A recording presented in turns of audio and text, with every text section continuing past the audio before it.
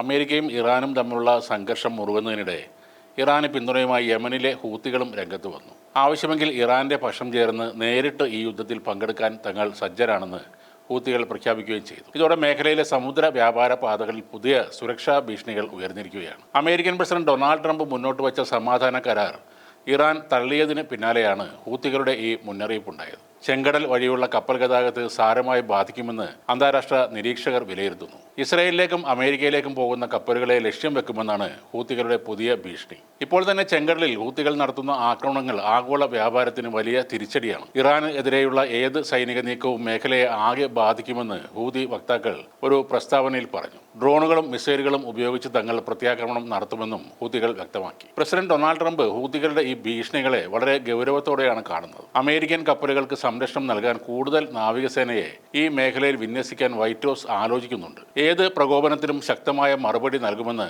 American പ്രതിരോധ മന്ത്രാലയം നേരത്തെ തന്നെ അറിയിച്ചിരുന്നു. ഹൂതികളുടെ കടന്നുവരവ് യുദ്ധത്തിന്റെ വ്യാപ്തി വർദ്ധിപ്പിക്കാൻ സാധ്യതയുണ്ട്. സൗദി അറേബ്യയും UAEയും ഈ നീക്കങ്ങളെ വളരെ ആശങ്കയോടെയാണ് നോക്കിക്കാണുന്നത്. മേഖലയിലെ എണ്ണ ഉൽപ്പാദനത്തെയും കയറ്റുമതിയെയും ഇത് നേരിട്ട് ബാധിക്കുമെന്ന ഭയം ആഗോള വിപണിയിലുമുണ്ട്. സമാധാന ചർച്ചകൾ പരാജയപ്പെട്ടാൽ ഹൂതികൾ ആക്രമണം ശക്തമാക്കാനാണ് സാധ്യത. ഇതിനകം തന്നെ നിരവധി കപ്പലുകൾക്ക് നേരെ ആക്രമണങ്ങൾ ഉണ്ടായിട്ടുണ്ട്. ലോകത്തെ ഏറ്റവും പ്രധാനപ്പെട്ട സമുദ്രപാതകളിലൊന്നായ ചെങ്കടലിൽ സമാധാനം ഉറപ്പാക്കാൻ ഐക്യരാഷ്ട്രസഭയും ഇടപെടുന്നുണ്ട്. അതേസമയം സൈനിക ക്ഷാമം കാരണം ഇസ്രയേൽ തകർച്ചയുടെ വക്കിൽ എത്തിയെന്ന് IDF മുന്നറിയിപ്പ് നൽകിയതായി ചില റിപ്പോർട്ടുകൾ. രൂക്ഷമായ സൈനിക ക്ഷാമവും സൈനികർക്കിടയിലെ മാനസിക പിരിമുറുക്കവും തങ്ങളെ പ്രതിരോധത്തിലേക്ക് തള്ളിവിടുകയാണെന്ന് IDF മേധാവിയായ ഇയാൽ സമീർ സെക്യൂരിറ്റി ക്യാബിനറ്റ് യോഗത്തിൽ മുന്നറിയിപ്പ് നൽകിയതായി ഇസ്രയേലി മാധ്യമങ്ങൾ തന്നെ റിപ്പോർട്ട് ചെയ്തു. പുതിയ നിയമനിർമ്മാണം, റിസർവ് ഡ്യൂട്ടി, സൈനിക കാലാവധി എന്നീ കാര്യങ്ങളിൽ പെട്ടെന്ന് നടപടികൾ എടുത്തില്ലെങ്കിൽ ഈ യുദ്ധം നമ്മളെ അകത്തു നിന്ന് തന്നെ നശിപ്പിക്കും. അധികം വൈകാതെ മിഷനുകൾ പൂർത്തിയാക്കുന്നതിൽ നിന്നും IDF പിന്നോട്ടടിക്കും. റിസർവ് സിസ്റ്റം എത്രകാലം നിലനിൽക്കുമെന്ന കാര്യത്തിൽ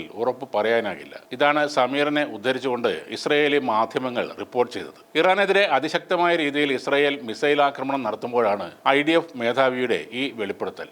ഇറാനെതിരായ ആക്രമണത്തിന് പുറമെ ലെബനോണിലെ ഹിസ്ബുള്ളക്ക് നേരെയുള്ള ആക്രമണത്തിനും വെസ്റ്റ് ബാങ്കിൽ സൈനിക ട്രൂപ്പുകളെ വിന്യസിക്കുന്നതിനുമായി ഏറെ നാളുകളായി IDF സൈനികർ ആ മേഖലയിലുണ്ട്. ഏറ്റവും ഒടുവിൽ പുറത്തുവന്ന വിവരങ്ങൾ പ്രകാരം കഴിഞ്ഞ ഏതാനും ദിവസങ്ങളിലായി 4 ഇസ്രയേലി സൈനികരാണ് കൊല്ലപ്പെട്ടത്. ഇസ്രയേലിന്റെ ആക്രമണത്തിൽ 1000-ലധികം സാധാരണക്കാർ ലെബനോണിൽ കൊല്ലപ്പെട്ടതിന് പിന്നാലെ ഇസ്രയേലിനെതിരെ 100-ലധികം റോക്കറ്റുകൾ ഹിസ്ബുള്ള തൊടുത്തുവിട്ടിരുന്നു. നിരന്തരം യുദ്ധത്തിൽ നിന്ന് യുദ്ധങ്ങളിലേക്ക് കുതിക്കുന്നതിനെതിരെ സൈനികർക്കിടയിലും കടുത്ത അതൃപ്തി പുകയുന്നതായാണ് റിപ്പോർട്ടുകൾ. അതേസമയം തുടർച്ചയായി സൈനികരെ യുദ്ധക്കളത്തിലേക്ക് പറഞ്ഞുവിടുന്നതിൽ നെതന്യാഹു സർക്കാരിനെതിരെ രൂക്ഷ വിമർശനവുമായി പ്രതിപക്ഷ നേതാവ് രംഗത്ത് വന്നിരുന്നു. കൃത്യമായ പദ്ധതിയും മതിയായ സൈനികരും ആയുധങ്ങളും ഇല്ലാതെ ഒന്നിലധികം സംഘർഷങ്ങളിലേക്ക് സൈനികരെ പറഞ്ഞയക്കുന്നത് നിർത്തണമെന്ന് പ്രതിപക്ഷ നേതാവ് യയർ ലാപിഡ് പറഞ്ഞു. അതേസമയം ഇറാന് നേരെയുള്ള ആക്രമണങ്ങൾ കടുപ്പിച്ചിരിക്കുകയാണ് ഇസ്രയേൽ. ഊർജ്ജ കേന്ദ്രങ്ങൾക്ക് നേരെയുള്ള ആക്രമണങ്ങൾ നിർത്തിവച്ചിരിക്കുന്നു എന്ന ട്രംപിന്റെ പ്രസ്താവനയ്ക്ക് വിരുദ്ധമായി ആക്രമണം ശക്തമായി തുടരുകയാണ് ഇസ്രയേൽ.